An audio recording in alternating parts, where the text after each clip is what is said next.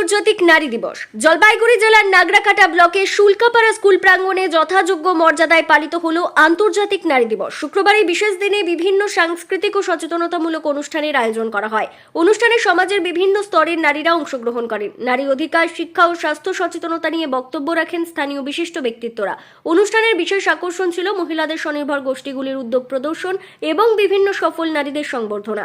স্থানীয় প্রশাসন ও বিদ্যালয়ের সহযোগিতায় এই আয়োজন করা হয়। উদ্যোক্তারা জানান, নারী দিবস উদযাপনের মূল লক্ষ্য নারীদের ক্ষমতায়ন ও তাদের অধিকার সম্পর্কে সচেতনতা বৃদ্ধি। স্থানীয় বাসিন্দারা জানান, নারীদের স্বাবলম্বী করার জন্য এমন উদ্যোগ সত্যিই প্রশংসনীয়। ভবিষ্যতে আরও বেশি সচেতনতা কর্মসূচির প্রয়োজন।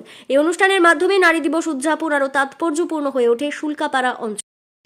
সমাজকে নিয়ে এগিয়ে চলে সেটাই দেখান। তাই একবার জোরে হাততালি দেবেন প্রীতি মিন্দের জন্য। আমরা তাকে আজকের দিনে অনেক শুভেচ্ছা অভিনন্দন জানাই।